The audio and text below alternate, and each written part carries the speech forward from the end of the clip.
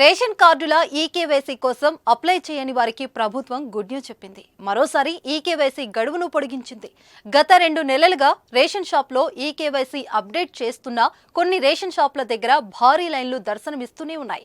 దీంతో అప్డేట్ చేసుకోవడానికి రేషన్ కార్డుదారులు చాలా ఇబ్బంది పడుతున్నారు. ఈ క్రమంలో ఈకేవైసీ గడువును పెంచుతూ తెలంగాణ పౌర సరఫరాల శాఖ ఉత్తర్వులు జారీ చేసింది.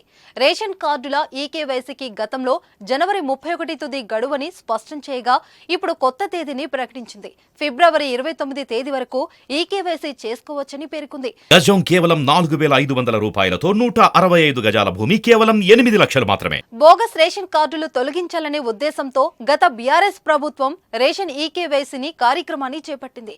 గత 9 ఏళ్లలో ఎంతో మంది చనిపోగా మరికొందరు పెళ్లిళ్లు చేసుకుని అత్తారింటికి వెళ్లిపోయారు.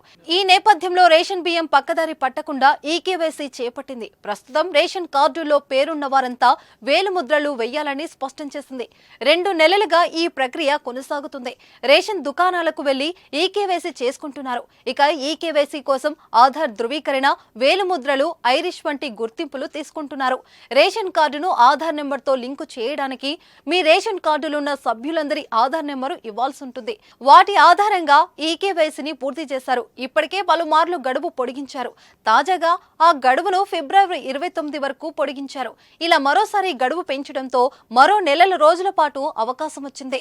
ఫిబ్రవరి 29 లోపు రేషన్ ఈకేవైసీ చేయకపోతే రేషన్ కార్డును నకిలీగా భావించి డిలీట్ చేయనుంది ప్రభుత్వం. ఇలా డిలీట్ అయినట్లయితే ప్రభుత్వ డేటాలో మీ రేషన్ కార్డు వివరాలు తొలగిపోతాయి.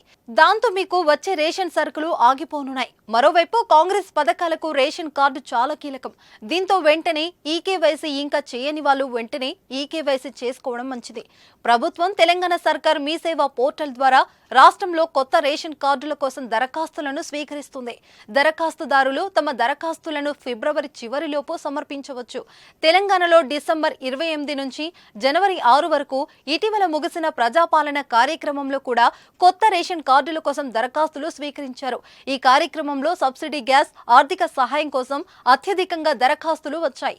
500 ధర కలిగిన సబ్సిడీ ఎల్పీజీ సిలిండర్ల కోసం మొత్తం 91.49 లక్షల మంది మహిళలు దరఖాస్తు చేసుకోగా 92.23 లక్షల మంది మహిళలు ఆర్థిక సహాయం కోసం దరఖాస్తులు చేసుకున్నారు.